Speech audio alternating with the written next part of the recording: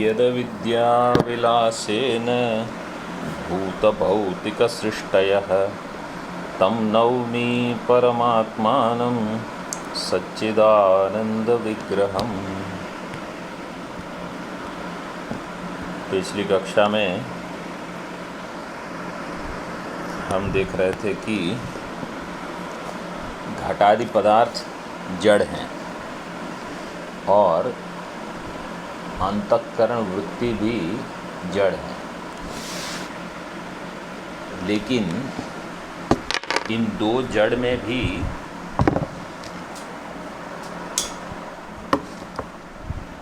थोड़ा भेद है। और वो भेद इस प्रकार है कि घटादि को प्रकाशित करने के लिए वृत्ति की आवश्यकता है, लेकिन अंतःकरण वृत्ति को प्रकाशित करने के लिए दूसरी वृत्ति की आवश्यकता नहीं है। ठीक है।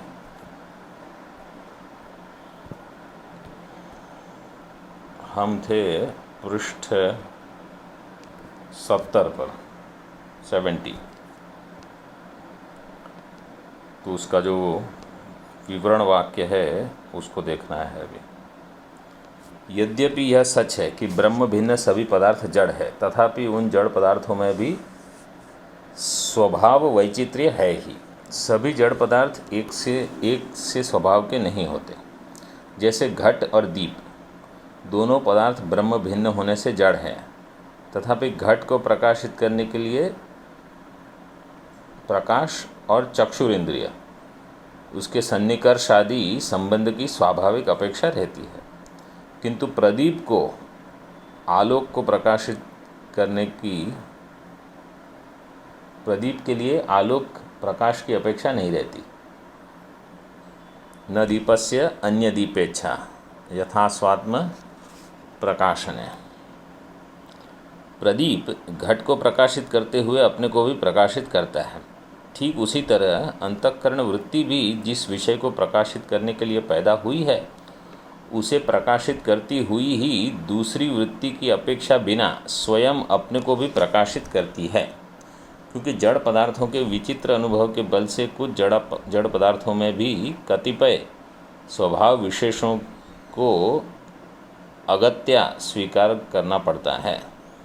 अगत्या स्वीकार करना पड़ता है का अर्थ है कि उनका कुछ जड़ पदार्थों का स्वभाव अलग है, उसको आपको स्वीकार करना ही पड़ेगा। मतलब आप उसको नकार नहीं सकते। एक वृत्ति को विषय करने वाली दूसरी वृत्ति, ये मानने में क्या होगा, अनवस्था दोष होगा। क्योंकि एक वृत्ति को प्रकाश करने के लिए दूसरी वृत्ति चाहिए, उसको प्रकाशित करने के लिए तीसरी वृत्ति चाहिए। तो एक वृत्ति को विषय करने वाली दूसरी वृत्ति विषयक वृत्ति के मानने पर अनवस्था प्रसंग के भय से ही सिद्धांत में वृत्ति विषयक वृत्ति नहीं मानी जाती। तथापि हमारे अभ्युपगम के अनुसार मैं इस घट को जानता हूँ, इस वृत्ति में स्व-विषयत्व होने से अव्याप्ति नहीं होती है। अव्याप्ति किस लिए होती थी? क्योंकि वो बोल रहे थे कि दूसरी वृत्ति की अगर आवश्यकता वहाँ नहीं है तो अंतःकरण की वृत्ति प्रकाशित नहीं होगी, और प्रकाशित नहीं होने से जो प्रत्यक्ष है और प्रकाशित नहीं होगा, तो प्रत्यक्ष ज्ञान में उसकी व्याप्ति नहीं होगी, वहाँ लक्षण अव्याप्त हो जाएगा। तो हमने कहा कि नहीं, वहाँ ये लक्षण अव्याप्त नहीं होगा, वो लक्षण यहाँ भी घट जाएगा। क्योंकि हमने ये नहीं कहा कि जहाँ जहाँ वृत्ति होगी वहीं प्रत्यक्ष ज्ञान होगा। हमारा केवल कहना ये है कि जहाँ जहाँ विषय प्रत्यक्ष है वहाँ प्रत्यक्ष ज्ञान हो जाएगा, चाहे वो प्रत्यक्ष विषय घट हो या अंतःकरण वृत्ति हो।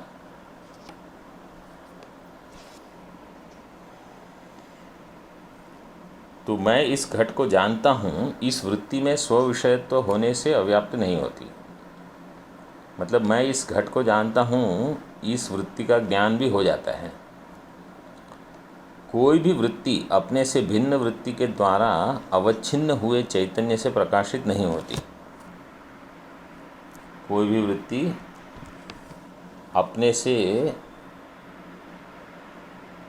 भिन्न वृत्ति के द्वारा अवच्छिन्न हुए चैतन्य से प्रकाशित नहीं होती। इसका अर्थ क्या है कि कोई भी वृत्ति अपने से अवच्छिन्न हुए चैतन्य से ही प्रकाशित होती है। मतलब जो चैतन्य के कारण प्रमाता की वृत्ति अवच्छिन्न हो गई। तीन वृत्तियां हैं, एक विषयावच्छिन्न विषय की वृत्ति, एक है प्रमाता वृत्ति अहम वृत्ति। तो जिसके कारण वो अहम वृत्ति अवच्छिन्न हुई है वो चैतन्य ही उस वृत्ति को भी प्रकाशित कर देगा। ठीक है, अब उसी का विवरण आगे बताएंगे। इसी तरह अंतःकरण और उसके कामादि धर्मों को केवल साक्षी विषयत्व के होते हुए भी वृत्ति विषयत्व का भी स्वीकार करने से यहाँ भी अव्याप्ति नहीं होती। अंतःकरण और उसके कामादि धर्म, काम, संकल्प, विचिकित्सा, श्रद्धा, अश्रद्धा, धृति, अधृति, ह्री, ध्री भी, ये जो भी अंतःकरण के धर्म हैं वो सब साक्षी विषयत्व है उनका। तो यहाँ लिखा केवल साक्षी विषयत्व के होते हुए भी वृत्ति विषयत्व का भी स्वीकार करने से कि उनमें साक्षी का विषय बनने की योग्यता है और उसके साथ उनमें वृत्ति विषयत्व भी है। इसका अर्थ है कि ये सारी वृत्तियाँ हैं और ये विषय भी बनती हैं, उसका भी स्वीकार करने से यहाँ भी अव्याप्ति नहीं होती। कामादि यहाँ आदि शब्द से प्रातिभाषिक रजतादिकों का ग्रहण करना चाहिए। तो यहाँ आदि शब्द से दूसरी प्रातिभाषिक चीज़ें, क्यों प्रातिभाषिक रजत को दिया यहाँ बताओ?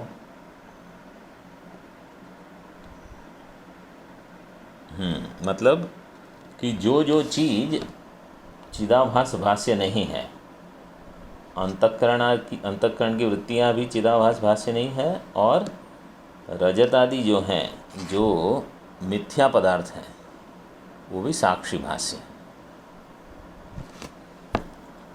केवल साक्षी विषयत्व यहाँ केवल पद वृत्त्यादिकों की व्यावृत्ति करने के लिए है। अंतःकरणादिकों को वृत्त्यादि शून्य साक्षी विषयत्व है। केवल साक्षी विषयत्व यहाँ जो केवल पद है वो किस लिए है कि बिना किसी वृत्ति के साक्षी उसको प्रकाशित कर देगा। मतलब बिना अंतःकरण की वृत्ति के साक्षी उसको प्रकाशित कर देगा। ये दूसरे बाद के ग्रंथ में आता है कि ये सारी चीज़ें जो है ये अविद्या में है, ये सारा व्यवहार अविद्या में होता है। अंतःकरणादिकों को वृत्त्यादि शून्य साक्षी विषयत्व है। जो अंतःकरण इत्यादि है वो बिना अंतःकरण की वृत्ति के साक्षी के विषय बन जाते हैं। तब उसके विरुद्ध आप अंतःकरणादिकों में वृत्ति विषयत्व कैसे बता रहे हैं? इस शंका का अनुवाद करके सिद्धांति उसका परिहार करता है। न च अंतःकरण तद्धर्मादीनां वृत्ति विषयत्वाभ्युपगमे केवल साक्षी विषयत्वाभ्युपगम विरोध इति वाच्यम। अंतःकरण तद्धर्मादीनां, अंतःकरण और उसके धर्म, उसकी वृत्तियाँ वृत्ति विषयत्व अभ्युपगमे, जबकि ये वृत्ति के आकार में विषय बन जाते हैं, वृत्ति विषयत्व इनमें होता है। अभ्युपगमे केवल साक्षी विषयत्व अभ्युपगम विरोध, ये अगर पूर्व पक्षी कहता है कि इनमें क्या होता है, केवल साक्षी विषयत्व अभ्युपगम विरोध है, तो सिद्धांति कहता है न च वाच्यम, ऐसा नहीं बोलना चाहिए। अब ये केवल साक्षी विषयत्व अभ्युपगम विरोध क्या है वो आगे हम देखेंगे। नहीं वृत्तिम विना साक्षी विषयत्वम केवल साक्षी वेद्यत्वम किंतु इंद्रिय अनुमानादि प्रमाण व्यापारम अंतरेण साक्षी विषयत्वम। नहीं वृत्तिम विना साक्षी विषयत्वम केवल साक्षी वेद्यत्वम, बिना वृत्ति के साक्षी का विषय बन जाना, ये हम साक्षी वेद्यत्व नहीं मानते। तो साक्षी वेद्यत्व क्या है बोले किंतु इंद्रिय अनुमानादि प्रमाण व्यापारम अंतरेण साक्षी विषय, कि जहाँ इंद्रिय व्यापार न हो, अनुमान व्यापार न हो और वो साक्षी वेद्य हो, तब उसके लिए क्या इस शब्द प्रयोग किया है इन्होंने? केवल। ये जो केवल शब्द है ना, वो केवल शब्द का अर्थ ये नहीं है कि केवल साक्षी प्रकाशित करता है, ऐसे नहीं। केवल शब्द का अर्थ ये है कि बिना किसी और की सहायता के केवल साक्षी प्रकाशित करता है, ऐसे। तो जो वहाँ न प्रत्यक्ष व्यापार है, न अनुमान है, फिर भी साक्षी प्रकाशित कर देता है। उसका अर्थ बताया है, अंतःकरण और उसके कामादि धर्मों में वृत्ति विषयत्व मानने से आपके पूर्व स्वीकृत केवल साक्षी विषयत्व के सिद्धांत से विरोध होता है। अंतःकरण और उसके कामादि धर्मों में आप अगर वृत्ति विषयत्व मानते हो, ये पूर्व पक्ष है, तो आपने कहा कि केवल साक्षी विषयत्व के सिद्धांत से विरोध होता है। यह कथन ठीक नहीं है, क्योंकि जब हम कहते हैं केवल साक्षी विषयत्व, उसमें केवल शब्द का प्रयोग वृत्ति का परिहार करने के लिए नहीं है।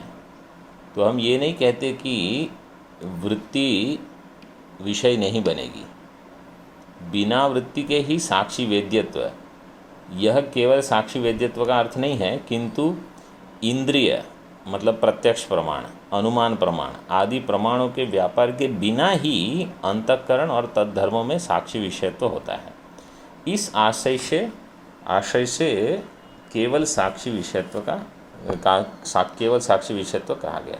मतलब केवल शब्द का प्रयोग यहाँ ये दिखाने के लिए कि बिना प्रत्यक्ष अनुमान प्रमाण इत्यादि का प्रयोग किए। तो देखो, जब हम कहते हैं कि सभी चीज़ प्रमाण से ज्ञात होती है, ठीक है, तो अंतःकरण वृत्तियाँ प्रमाण से ज्ञात नहीं होती, ये सीधा ही यहाँ बता दिया है। तो सभी चीज़ प्रमाण से ज्ञात नहीं होती, लेकिन सभी चीज़ चैतन्य से ज्ञात होती है, और प्रमाता भी चैतन्य से ज्ञात होता है। तो इसलिए बाकी जो प्रमेय है वो प्रमाता से ज्ञात होते हैं, और प्रमाता है वो चैतन्य से ज्ञात होता है, इसलिए चैतन्य से सभी ज्ञात हो जाता है।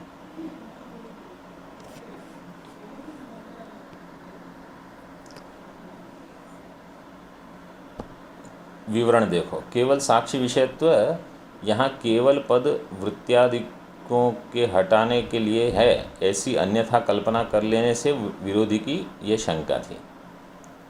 परंतु यहाँ केवल शब्द वृत्ति आदि का व्यावर्तक न होकर प्रत्यक्ष अनुमान आदि प्रमाणों के इंद्रिय सन्निकर्षादि व्यापारों की व्यावृत्ति के लिए, इसलिए कोई विरोध नहीं है। तो बिना किसी वृत्ति के साक्षी विषयत्व होना, यही केवल साक्षी विषयत्व है।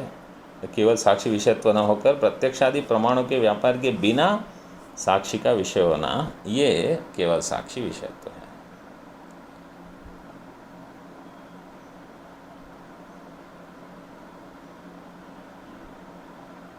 हाँ,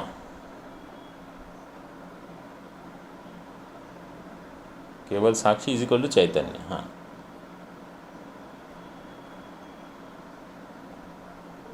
अभी यहाँ जो टिप्पणी में दिया है अत्र शंकते, वो 1 नंबर टिप्पणी जरा देख लो। यदि सुख दुःखाद्याकारा वृत्ति ही स्यात् तदा तद व्यवधानेन एव तेषां साक्षी वेद्यत्वं वक्तव्यं, किंतु तन्न युक्तम। साक्षात् साक्षी चैतन्य अध्यस्तानाम अव्यवधानेन एव साक्षी ग्राह्यत्व नियमात्। जो सुख दुखादि आकार वृत्ति है, उनका व्यवधान से साक्षी वेद्यत्व नहीं है, किंतु बिना किसी व्यवधान के साक्षी वेद्यत्व। व्यवधान का अर्थ है कि बीच में उनके कुछ आता नहीं है। साक्षी और वृत्ति के बीच में कोई करण नहीं है। किंतु तन्न युक्तम, साक्षात साक्षी चैतन्य अध्यस्थानाम अव्यवधानेन एव साक्षी ग्राह्यत्व नियमात्। साक्षी चैतन्य में जो अध्यस्त है, उनका बिना किसी व्यवधान के साक्षी के द्वारा ग्रहण होता है। और ये विवरणकार ने भी बताया है, आत्मचैतन्येन अव्यवधानात् तत्प्रतिभास उपपत्तेः। इस प्रकार वहाँ कोई विरोध नहीं है। अब इसमें पद्मपादाचार्य जी की सम्मति बताते हैं। पद्मपादाचार्य जी ये जो विवरणकार थे, मतलब विवरण मत पद्मपादाचार्य जी के पंचपादिका के ऊपर है, लेकिन वो सर्वज्ञात्म मुनि,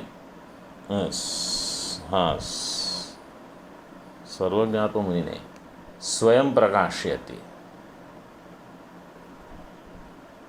हाँ स्वयं प्रकाशयति जो है, उन्होंने विवरण प्रस्थान विस्तृत करके दिया।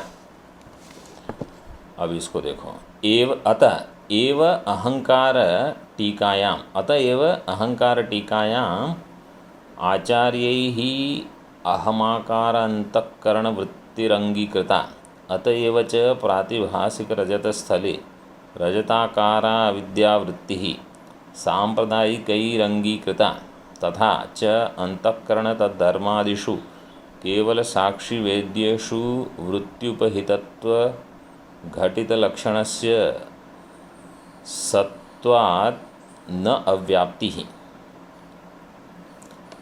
अहंकार टीका करके पंचपादिका के ऊपर एक टीका लिखी गई है प्रकाशाचार्य नाम के आचार्य ने, उसी का नाम है अहंकार टीका।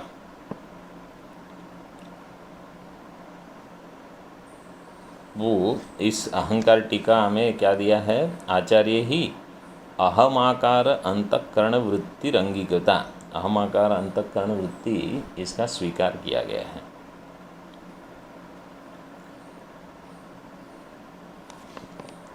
अतएव च प्रातिभासिक रजत स्थले, जहाँ प्रातिभासिक रजत है, रजताकारा अविद्यावृत्ति ही सांप्रदायिक ही अंगीकृता, कि वहाँ एक अविद्यावृत्ति नाम की एक चीज़ है। क्या है वो? रजताकार जो वृत्ति है वो अविद्यावृत्ति है। तथा च अंतःकरण तद्धर्मादिषु केवल साक्षी वेद्येषु, जो कि साक्षी के द्वारा बिना प्रत्यक्ष अनुमान आदि प्रमाण के ज्ञात होते हैं, वृत्ति उपहितत्व घटित लक्षणस्य सत्वात् न अव्याप्ति। वृत्ति उपहितत्व घटित लक्षण, ये घटित का अर्थ क्या है कि घटक यस्मिन अस्ति तद घटित है, जिसमें घटक होता है उसको कहते हैं घटित। जैसे प्रमाण शब्द है, प्रमाण शब्द में प्र उसका एक घटक है अवयव, माँ उसका एक घटक है, अण उसका एक घटक है, प्रमाण। ठीक है, तो ये प्रमाण शब्द जो है वो माँ से घटित है, मतलब माँ उसका एक घटक है, इसलिए माँ प्रमाण शब्द माँ घटित है। तो यहाँ क्या दिया है, केवल साक्षी वेद्येषु वृत्ति उपहितत्व घटित लक्षणस्य। वृत्ति उपहितत्व जहाँ है, मतलब वृत्ति उपहितत्व जिसका एक घटक है, वो विषय क्या हो जाएगा, वृत्ति उपहितत्व घटित, और उसका लक्षण होगा वृत्ति उपहितत्व घटित लक्षण, तस्य वृत्ति उपहितत्व घटित लक्षणस्य, ऐसे शब्द बनेगा।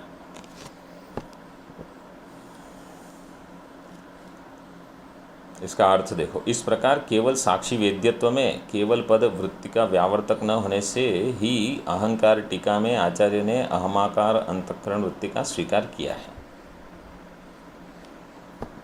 इसी कारण सर्वज्ञ मुनि प्रभृति सांप्रदायिकों ने प्रातिभासिक रजत स्थल में रजताकार अविद्यावृत्ति को स्वीकार किया है। सर्वज्ञात्म मुनि इत्यादि इन्होंने भी प्रातिभासिक रजत स्थल में रजताकार अविद्यावृत्ति को स्वीकार किया है। इस प्रकार केवल साक्षी वेद्य, तो ये जो है ये अविद्या से ज्ञात होते हैं। साक्षी जिसको प्रकाशित कर देता है वो अविद्या से प्रकाशित होते हैं। इस प्रकार केवल साक्षी वेद्य अंतःकरण और उसके कामादि धर्मों में वृत्ति उपहितत्व घटित लक्षण संगत होने से अव्याप्ति नहीं है। अभी आगे बोलते हैं इसका। अथा तो ब्रह्म जिज्ञासा, इस सूत्र के शांकर भाष्य पर पद्मपादाचार्य जी की पंचपादिका नाम की टीका है। उस टीका पर श्री प्रकाशाचार्य का विवरण है। उसी का दूसरा नाम है अहंकार टीका। उसके प्रथम वर्णक में अहम वृत्ति अवच्छिन्नम एव अंतःकरणम चैतन्यस्य विषय भावम आपद्यते। अहम वृत्ति अवच्छिन्नमेव अंतःकरणम, अहम वृत्ति अवच्छिन्न अंतःकरण, अंतःकरण जो अहम वृत्ति से अवच्छिन्न है, चैतन्यस्य विषयत्व भावम, इसका अर्थ है अहम वृत्ति से अवच्छिन्न हुआ चैतन्य ही विषय भाव को प्राप्त होता है। उसका फिर विस्तार किया है। देखो, श्री प्रकाश मुनि ने अंतःकरण को विषय को करने वाली अहम इत्याकारक वृत्ति को माना है। उस कारण केवल साक्षी भाष्यत्व के केवल शब्द से वृत्ति की व्यावृत्ति न होकर प्रत्यक्षादि प्रमाणों की व्यावृत्ति हुई है। मतलब वहाँ वृत्ति है, लेकिन कौन सी वृत्ति है? अंतःकरण की नहीं, अविद्यावृत्ति है। इसलिए वृत्ति को व्यावृत्त नहीं किया है, दूसरे प्रमाणों को व्यावृत्त किया है, प्रत्यक्षादि प्रमाणों को व्यावृत्त करते हुए। केवल शब्द से वृत्ति की व्यावृत्ति न होकर प्रत्यक्षादि प्रमाणों के इंद्रिय सन्निकर्षादि व्यापारों की व्यावृत्ति होती है। इसलिए अंतःकरण और उसके कामादि धर्मों में वृत्ति विषयत्व के स्वीकार करने पर भी केवल साक्षी विषयत्व के सिद्धांत से विरोध नहीं होता। श्री प्रकाशाचार्य ने अहमाकार अंतःकरण वृत्ति को स्वीकार किया होने से संक्षेप शारीरक आचार्य, सर्वज्ञ मुनि प्रभृति सांप्रदायिकों ने भी प्रातिभासिक शुक्ति रजत स्थल में रजताकार अविद्यावृत्ति को माना है।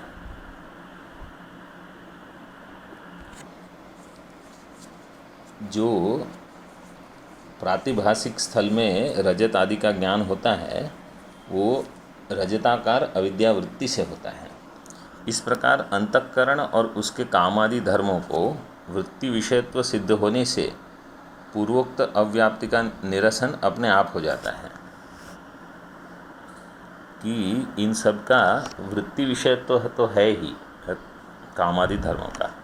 यथा पीछे विषयाकार वृत्ति उपहित प्रमात्र चैतन्य की सत्ता से विषय की सत्ता का पृथक न होना ही विषयगत प्रत्यक्षत्व का प्रयोजक बताया गया है। हमने पहले इस पर चर्चा कर दी है कि विषयाकार वृत्ति उपहित प्रमात्र चैतन्य, इसकी सत्ता से विषय की सत्ता पृथक नहीं है। तो जब हम कहते हैं कि प्रमाता और प्रमेय एक हो जाते हैं चैतन्य से, इसका अर्थ ये है कि प्रमाता चैतन्य में ही प्रमेय भास रहा है, उसकी अपनी स्वतंत्र सत्ता नहीं है। यह लक्षण केवल साक्षी वेद्य हुए अंतःकरण और उसके कामादि धर्मों में भी है।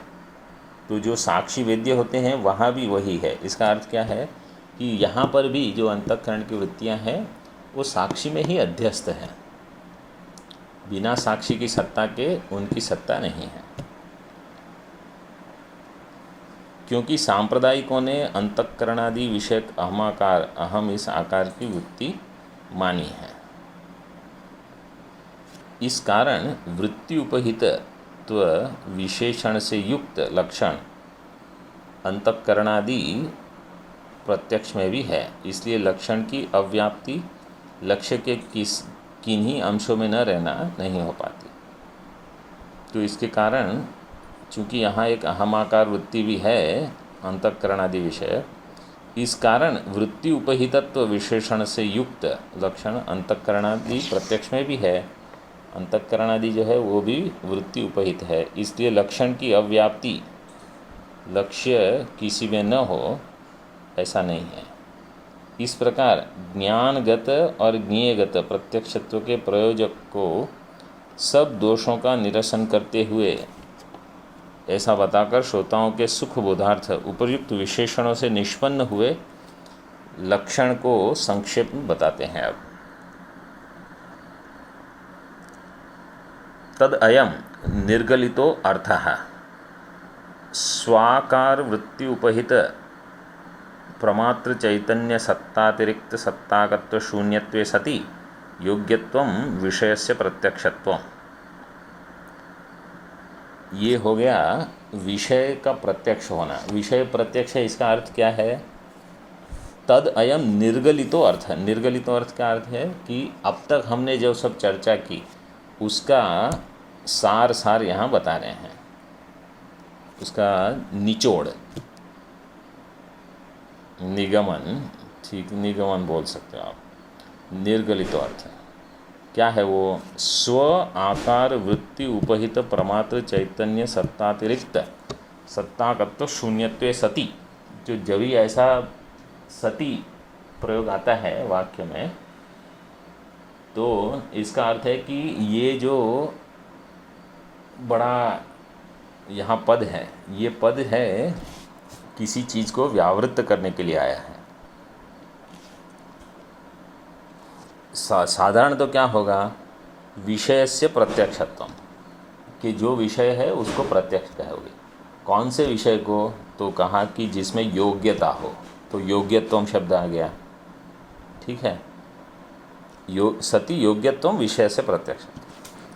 और दूसरी क्या चीज़ है? बोले उसके स्व आकार वृत्ति उपहित चैतन्य, स्व आकार वृत्ति उपहित प्रमात्र चैतन्य की सत्ता से अतिरिक्त सत्ता उनकी नहीं हो,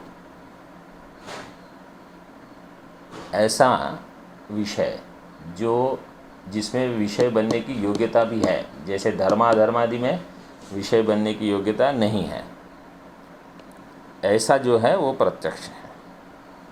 स्व का अर्थ है विषय, वो बताएंगे फिर। तत्र वहाँ 1 नंबर की टिप्पणी, तद अयम इति मूलस्थ पदस्य पंचमी षष्ठी वा समासो अवगंतव्यः। तो तद का अर्थ है या तो तस्य पूर्वोक्तस्य अयम या तस्मात् अयम, दोनों अर्थ ले सकते हो, ठीक है। और 2 नंबर की टिप्पणी, विषय स्वयं विषयः तदाकारा तद विषय या वृत्ति ही तद उपहितम यत् प्रमात्र चैतन्यम तद रूपा या सत्ता तद अतिरिक्ता सत्ता यस्य सह तथा तस्य भावः तत्वं तेन शून्यत्वे सति तद अतिरिक्त सत्तावत्वरहितत्वे सति प्रत्यक्ष योग्यत्वं प्रत्यक्ष व्यवहार प्रयोजकम।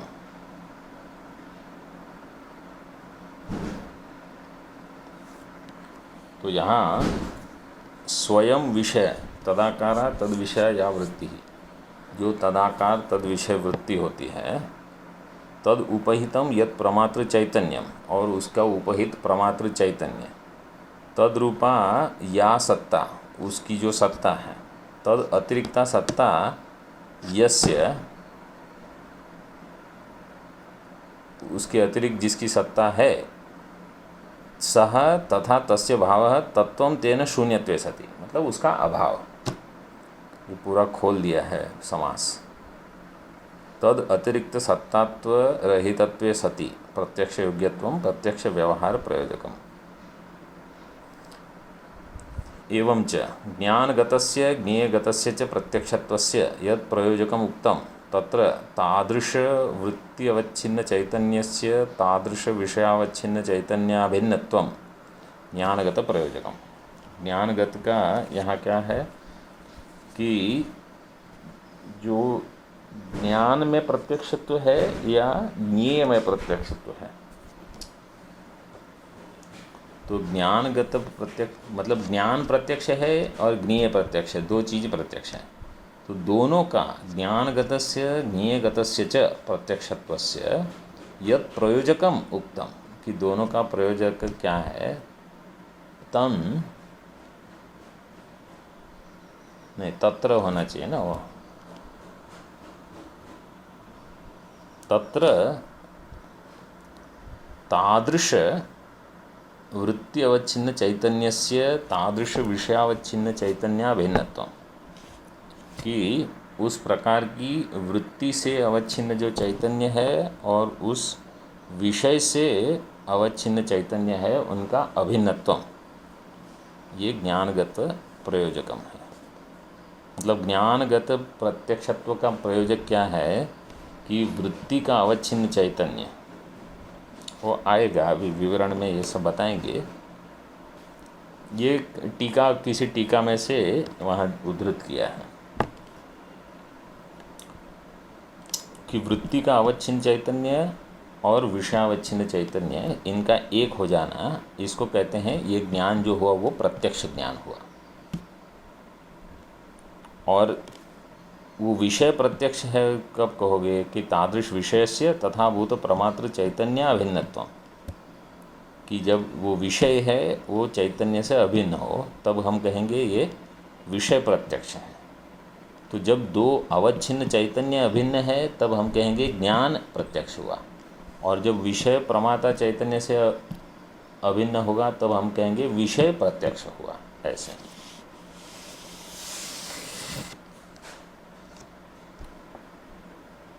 तीसरी टिप्पणी है, प्रत्यक्षस्य विषयस्य प्रत्यक्ष ज्ञानम चैतन्यमेव तच्च अनादि। प्रत्यक्ष विषय का ज्ञान कैसा होगा? प्रत्यक्ष, और वो चैतन्य होगा। तच्च अनादि, तो चैतन्य जो है वो अनादि है। इति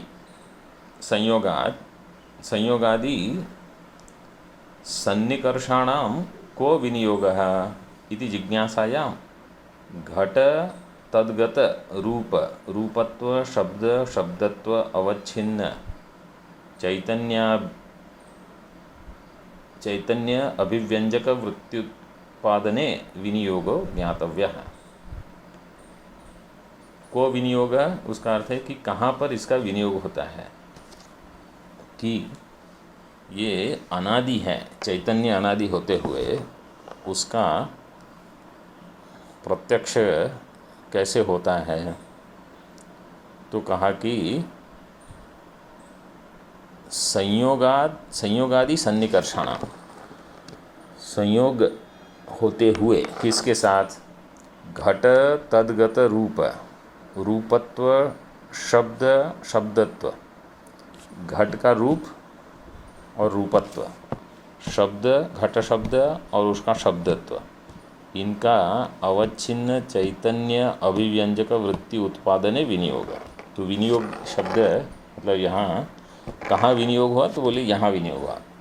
वो रूप और शब्द, शब्द का अर्थ है नाम, नाम रूप में, घट नाम घट रूप, और तद अवच्छिन्न, तो नाम के साथ होगा नामत्व और शब्दत्व, रूप के साथ होगा रूपत्व, चैतन्य इन सब को प्रकाशित कर देगा। तो वृत्ति के उत्पादन में ये सब आवश्यक हैं, तब वृत्ति बनेगी। मतलब हम कहेंगे कि अयम घटः, तो आपने घट शब्द सुना। अब घट शब्द सुनने से सामने समझो एक चीज़ पड़ी है, वो है फ़ोन, और आप फ़ोन को अयम घटः ये नहीं कह सकते। क्यों नहीं कहोगे? क्योंकि वहाँ घटत्व नहीं है। समझो एक कार खड़ी है, गाड़ी, आप कहोगे अयम गो हो, अयम गो। क्यों इसको गो क्यों नहीं कहोगे? क्योंकि इसमें गोत्व नहीं है। तो आप गोत्व ढूंढोगे वहाँ कि इसमें शासनादि महत्व है, श्रृंगादि है, और चार पैर है इत्यादि। तो ये जब होते हैं तो कहोगे हाँ ये गो है, क्योंकि इसमें गो तो मिल गया। ये तार्किक लोग हैं ना, ये तार्किक लोग क्या कहते हैं कि यहाँ जब आप कोई कहता है कि आप गो लेके आओ, गाय लेके आओ, तो कोई गाय नहीं ला सकता। वास्तव में आप गोत्व लेके आते हो, उनका कहना ये है। तो गोत्व लाने के लिए आपको गाय लानी पड़ती है। वास्तव में आप क्या लेके आ रहे हो? गोत्व ला रहे हो। ये इनका कहना है तार्किकों का। हमारा कहना है कि गाय आती है, उसके साथ गोत्व आता है। वो कहते हैं कि गोत्व आता है, उसके साथ गाय आती है। फर्क है, अपनी अपनी समझ है। तो इसलिए कभी कभी ऐसी चर्चा, ऐसे शब्द प्रयोग इसलिए होते हैं कि हम उनको समझाना चाहते हैं या उनके साथ चर्चा कर रहे हैं। तो जिसके साथ चर्चा करोगे उनकी भाषा बोलनी पड़ती है। ठीक है, अब इसका विवरण देखना है। नहीं, इसका अर्थ देखो पहले। उसका यह निष्कृष्ट अर्थ है। ऊपर है उसी पृष्ठ पर। स्व का अर्थ है विषय और तदाकार का अर्थ है विषयाकार। तो वहाँ ऊपर दिया है स्व आकार, स्वाकार दिया है ना। तो स्व विषयाकार मतलब विषयाकार अर्थात विषय गोचर वृत्ति से उपहित प्रमात्र चैतन्य रूप सत्ता से जिस विषय की सत्ता भिन्न होती है, प्रमात्र चैतन्य सत्ता से जिस विषय की सत्ता भिन्न होती है, वह विषय स्वाकार वृत्ति उपहित प्रमात्र चैतन्य सत्तातिरिक्त सत्ता का होता है। ठीक है, स्वाकार वृत्ति उपहित प्रमात्र चैतन्य सत्तातिरिक्त सत्ता क, ये सत्ता क, इसमें जो क लगा है ना, वो बहुव्रीहि समास बनाने के लिए है। वो वहाँ पर स्वाकार वृत्ति उपहित प्रमात्र चैतन्य सत्ता अतिरिक्त सत्ता क विषय, और उसका जो भाव है वो है स्वाकार वृत्ति उपहित प्रमात्र चैतन्य सत्तातिरिक्त सत्ताकत्व। और उससे जो शून्य होगा वो होगा स्वाकार वृत्ति उपहित प्रमात्र चैतन्य सत्तातिरिक्त सत्ताकत्व शून्यत्व। तो ये शब्द बड़े बड़े होते हैं, तो जब तक इसका ठीक ठीक अर्थ समझ में नहीं आता तो हम को लगता है कि ये तो ग्रंथ कभी नहीं पढ़ सकते। लेकिन ये इसको धीरे धीरे एक एक चीज़ समझेंगे तब समझ में आता है। उससे शून्य होते हुए प्रत्यक्ष योग्यत्व होना ही विषय के प्रत्यक्ष व्यवहार का प्रयोजक है। इस प्रकार ज्ञानगत और विषयगत मतलब ज्ञेयगत प्रत्यक्षत्व का प्रयोजक सिद्ध होने पर संयोग, संयुक्त तादात्म्य इत्यादि सन्निकर्षों का चैतन्य अभिव्यंजक वृत्ति के उत्पन्न करने में विनियोग होता है। या तो संयोग संबंध से या संयुक्त मतलब तादात्म्य संबंध से जब सन्निकर्ष होगा तो चैतन्य अभिव्यंजक वृत्ति वहाँ उत्पन्न होगी। अब बताते हैं विवरण। स्वाकार वृत्ति विषयाकार वृत्ति में उपहित प्रविष्ट हुए प्रमात्र चैतन्य की सत्ता से प्रत्यक्ष योग्य विषय की सत्ता का पृथक न होना ही विषयगत प्रत्यक्षत्व प्रत्यक्ष व्यवहार का प्रयोजक है। प्रमात्र चैतन्य की सत्ता और विषय की सत्ता के एक होने पर यह घट प्रत्यक्ष है, यह व्यवहार होने लगता है। प्रमात्र चैतन्य की सत्ता और विषय की सत्ता के एक होने पर यह घट प्रत्यक्ष है, ऐसा व्यवहार होने लगता है। इस प्रकार ज्ञानगत प्रत्यक्षत्व और ज्ञेयगत प्रत्यक्षत्व का प्रयोजक बताया गया। इससे क्या बताया गया? ज्ञानगत प्रत्यक्षत्व और प्रत्यक्षत्व। प्रत्यक्ष योग्य विषयाकार वृत्ति से अवच्छिन्न हुए चैतन्य का प्रत्यक्ष विषयावच्छिन्न चैतन्य, वृत्ति अवच्छिन्न चैतन्य और विषयावच्छिन्न चैतन्यों की एकता ज्ञानगत प्रत्यक्षत्व में प्रयोजक है। वो तो हमने देख लिया। विषय ज्ञान प्रत्यक्ष है, इस आकार में ज्ञानगत्व प्रत्यक्षत्व का व्यपदेश होता है। इसमें तो ज्ञान प्रत्यक्ष हुआ, विषय का जो ज्ञान है वो प्रत्यक्ष है। इसी प्रकार प्रत्यक्ष योग्य विषय को का पूर्वोक्त प्रकार से प्रमात्र चैतन्य के साथ अभेद विषयगत प्रत्यक्षत्व का प्रयोजक है। घट प्रत्यक्ष है, इस आकार में उसका व्यपदेश होता है। तो दो चीज़ हो गई, एक है घट ज्ञान प्रत्यक्ष और दूसरा है घट प्रत्यक्ष। घट भी प्रत्यक्ष है, घट ज्ञान भी प्रत्यक्ष है। चैतन्य ही प्रत्यक्ष विषय का ज्ञान है और चैतन्य अनादि है। ऐसी स्थिति में संयोग आदि सन्निकर्षों का उपयोग क्या है?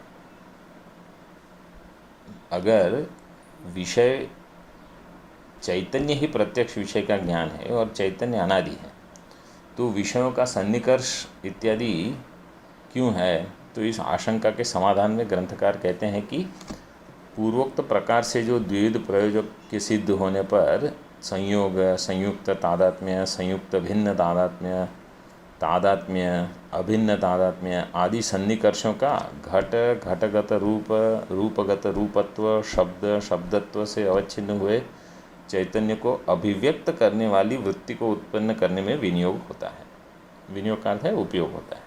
तो ये निमित्त बन जाते हैं। ये घट, घटगत रूप, रूपगत रूपत्व, शब्द, शब्दत्व, ये जो सारी चीज़ें हैं, क्योंकि इनका इस प्रकार का संबंध है, एक का संयोग संबंध, एक का संयुक्त तादात्म्य संबंध, एक का संयुक्त भिन्न तादात्म्य संबंध, एक का तादात्म्य संबंध, एक का अभिन्न तादात्म्य, सारे अलग अलग संबंध हैं। ये तर्कशास्त्र में ये सब बताते हैं। वे संयोग आदि सन्निकर्ष तत्तद विषयावच्छिन्न चैतन्य की अभिव्यंजक वृत्ति को पैदा करते हैं। संयोग से घटाकार वृत्ति, संयुक्त तादात्म्य से घटगत रूपाकार वृत्ति, संयुक्त अभिन्न तादात्म्य से घट रूपगत रूपत्वाकार वृत्ति, मतलब एक एक अलग अलग प्रकार के संयोग हैं। तादात्म्य से शब्दाकार वृत्ति और अभिन्न तादात्म्य से शब्दगत शब्दत्वाकार वृत्ति पैदा होती है और प्रत्येक वृत्ति चैतन्य की अभिव्यंजक है। अब इन सन्निकर्षों से उत्पन्न होने वाली वृत्ति, अंतःकरण वृत्ति कितने प्रकार की है तो बताते हैं। साच वृत्ति ही चतुर्विधा, साच वृत्तिश्चतुर्विधा, संशयो निश्चयो गर्वः स्मरणम इति। एवं विध वृत्ति भेदेन एकमपि अंतःकरणं मन इति, बुद्धिरिति, अहंकार इति, चित्तम इति व्याख्यायते। ये सरल है। संशय विकल्प, संकल्प विकल्पात्मक जो है वो है संशय, निश्चयात्मिका वो है बुद्धि, गर्व है अहंकार, अहं करोमि, और स्मरणम क्या है कि चित्त, मैं स्मरण करता हूँ ऐसे। इति चित्तम इति व्याख्यायते। तदुक्तम मनोबुद्धि अहंकारश्चित्तम करणमांतरम संशयो निश्चयो गर्वः स्मरणम विषया इमे। ये चार प्रकार के अंतःकरण की वृत्तियां हैं और चार प्रकार के उनके विषय हैं। तो वो स्पष्ट है, ये आप जानते हो। ये अंतःकरण का अर्थ है अंदर, भीतरी करण है। अभी इन वृत्तियों को बताने की कोई ज़्यादा यहाँ आवश्यकता नहीं है, आपने अध्ययन किया है। एकमपि अंतःकरणम चतुर्धा भिद्यते, उसी में वहाँ टिप्पणी देख लो 75 वाले पृष्ठ पर नीचे। तद भेद अभ्युपगमात् अंतःकरणस्य इंद्रियत्व अभ्युपगमाच्च संशयादीनाम अंतःकरण वृत्तित्वम युज्यते। ये पूर्व पक्ष में। सिद्धांत में ये अंतःकरण जो है उसको हम इंद्रिय नहीं कहते हैं, बस ये एक भेद है। किंतु सिद्धांते प्रमात्मक निश्चयस्य अंतःकरण वृत्तित्वे अपि भ्रमात्मक निश्चयस्य संशयादीनांच अंतःकरण वृत्तित्वम नैव युज्यते। प्रमात्मक जो वृत्ति होगी वो भी अंतःकरण में होगी, भ्रमात्मक वृत्ति भी अंतःकरण में ही होगी। यतः अंतःकरण वृत्ति ही इंद्रियादि प्रमाण व्यापारम अपेक्षते, संशयादयस्तु अविद्यावृत्ति रूपा। तो जहाँ संशय होता है तो हम क्या कहते हैं कि ये अंतःकरण वृत्ति इंद्रिय व्यापार से नहीं, मतलब जहाँ समझो आपको रज्जु में सर्प दिख गया या शुक्ति में चांदी दिख गई, तो वहाँ चांदी तो है नहीं, तो हम कहो कि नहीं मैंने आँख से देखी है, मैंने अपनी आँखों से देखा वहाँ सर्प है। तो सर्प है ही नहीं तो आपका इंद्रिय का वहाँ व्यापार हुआ नहीं है। तो वहाँ अंतःकरण वृत्ति नहीं हुई है, वहाँ अविद्या वृत्ति आ गई है। ठीक है, इसलिए देखो यहाँ लिखा है संशयादयस्तु अविद्यावृत्ति रूपा, अतः प्रमाण व्यापारम न अपेक्षन्ते अंतःकरणस्य च अनिंद्रियत्वम अभ्युपगम्यते सिद्धांतिना। ये देखो बड़े अक्षर में दे दिया है कि अंतःकरण जो है वो इंद्रिय नहीं है, अनिंद्रियत्व अंतःकरणस्य अनिंद्रियत्वम अभ्युपगम्यते सिद्धांतिना।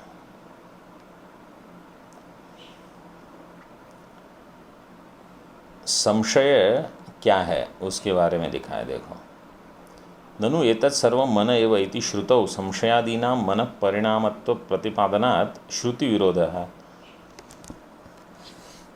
कि ये संशय जो है तो मन की वृत्ति होनी चाहिए, क्योंकि श्रुति में कहा एतत् सर्वं मन एव, काम संकल्प विचिकित्सा, वहाँ विचिकित्सा शब्द है, विचिकित्सा अर्थ है संशय। किंतु एकस्मिन् धर्मिणी उभय कोटिक वृत्ति अभिव्यक्त चैतन्यम एवं संशय, एक धर्म में दो कोटियाँ जब बनती है उभय कोटिक वृत्ति, तो उसको कहते हैं संशय। मतलब ये भी हो सकता है, ये रज्जु भी हो सकती है, ये सर्प भी हो सकती है, ये दंड भी हो सकता है, ऐसा जब होता है तो संशय होता है।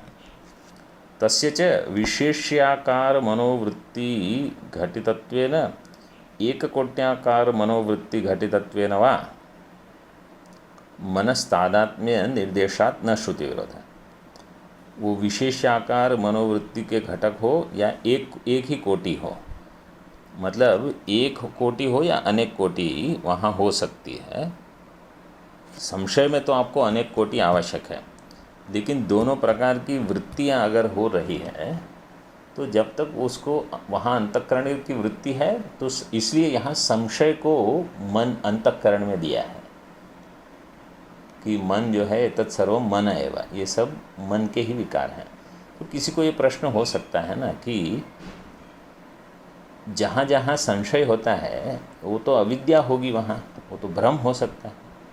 तो जब तक वो हम कहते हैं कि नहीं मेरा ये निश्चय है कि ये यहाँ चांदी है, अयम रजतम, तो निश्चय जब होता है वो निश्चय भ्रमात्मक हो सकता है ना। निश्चय होना ये ज़रूरी नहीं है कि यहाँ ज्ञान हुआ ही है, निश्चयात्मक अज्ञान हो सकता है हमारा। तो इसके लिए वहाँ भी अंतःकरण वृत्ति होगी, लेकिन वहाँ निश्चय हो गया है आपका। देखते हैं आगे अगर इसके बारे में और इन्होंने कुछ बताया है कि नहीं। टिप्पणियाँ बड़ी बड़ी हैं अभी, तो पूरा अगला पृष्ठ जो है वो टिप्पणी ही है। तच्च प्रत्यक्षम द्विविधम, अब प्रत्यक्ष दो प्रकार के हैं उसको बताते हैं।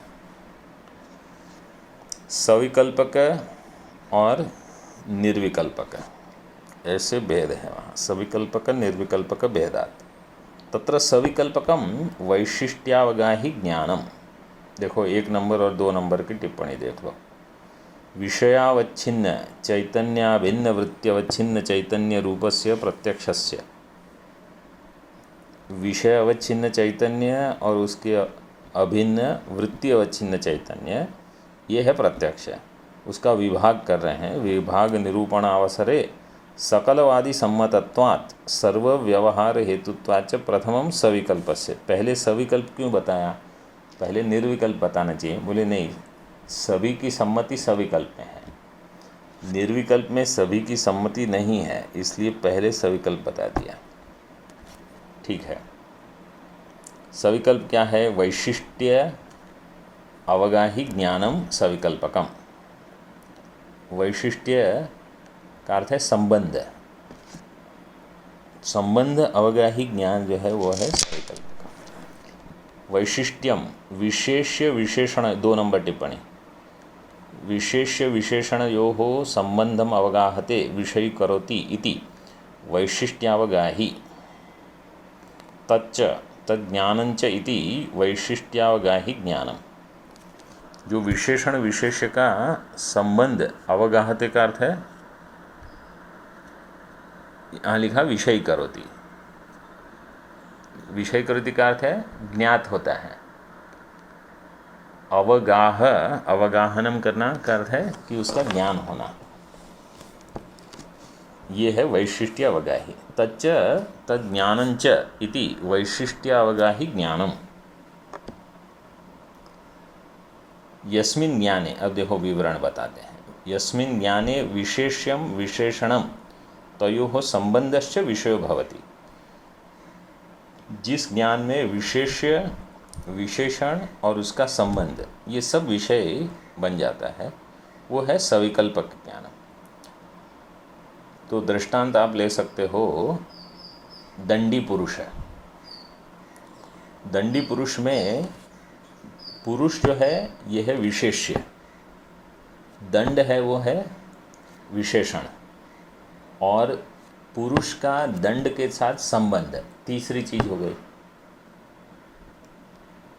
क्योंकि बिना उस पुरुष के दंड के साथ संबंध हुए उस पुरुष को दंडी पुरुष संज्ञा नहीं मिलेगी। तो जब वो दंड के साथ घूम रहा है तब आप कहोगे ये दंडी पुरुष है। हाँ, वो ज्ञान सभी। निर्विकल्प के अतिव्याप्ति वारणाय, अब ये इसकी परिभाषा में निर्विकल्प न आ जाए, इसकी अतिव्याप्ति का वारण करने के लिए वैशिष्ट्यावगाही इति विशेषण दलम, तो वहाँ वो विशेषण दिया गया है वैशिष्ट्यावगाही ज्ञान, मतलब जो विशिष्ट संबंध को बताता है। विशेषण का विशेष्य से जो संबंध का ज्ञान कराता है वो वैशिष्ट्यावगाही। सविकल्पकस्य उदाहरणम घटमहम जानामि इति, अर्थात घट विषयक ज्ञानवानहम, घट विषयक ज्ञानवान अहम, मैं घट विषय ज्ञानवान हूँ।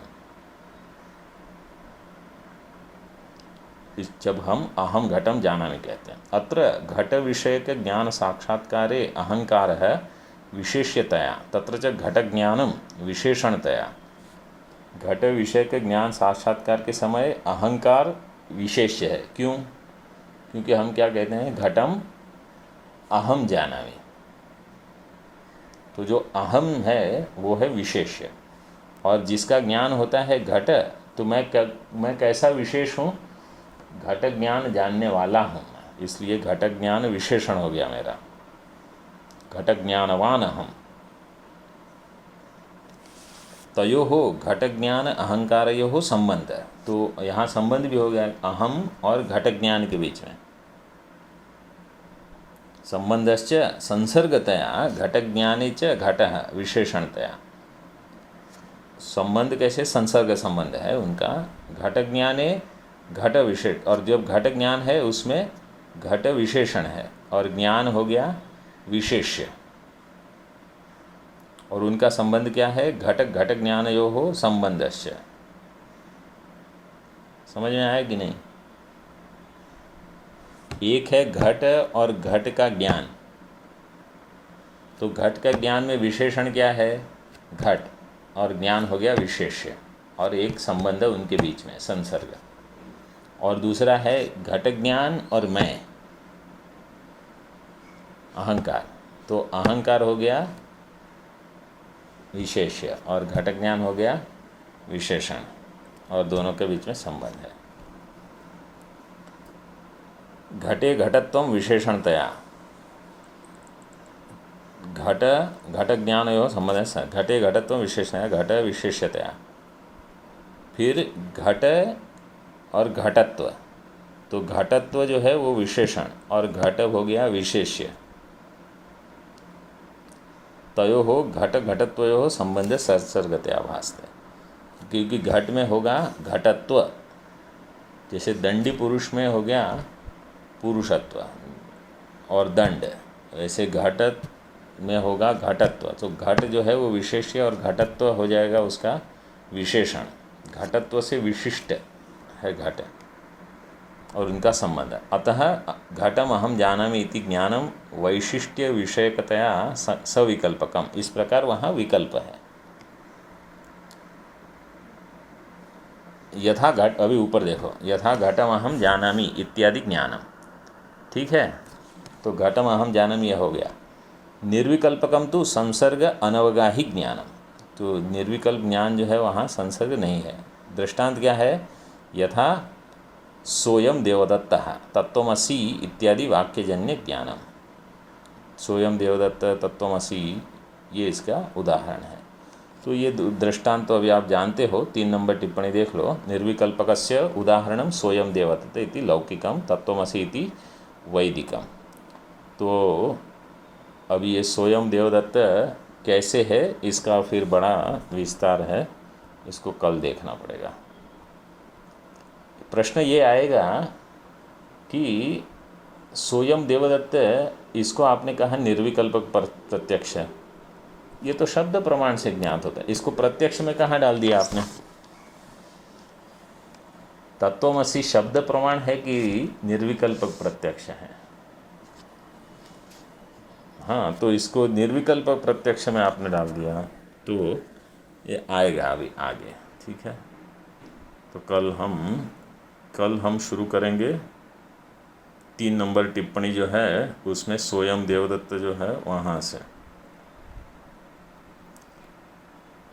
ओम पूर्णमदः पूर्णमिदं पूर्णात् पूर्णमुदच्यते पूर्णस्य पूर्णमादाय पूर्णमेवावशिष्यते। ओम शांति शांति शांतिः। शंकरं शंकराचार्यं केशवं बादरायणं सूत्रभाष्यकृतौ वन्दे भगवन्तौ पुनः पुनः। ईश्वरो गुरुरात्मेति मूर्तिभेदविभागिने व्योमवद् व्याप्तदेहाय दक्षिणामूर्तये नमः। ओम शांति शांति शांति। ओम।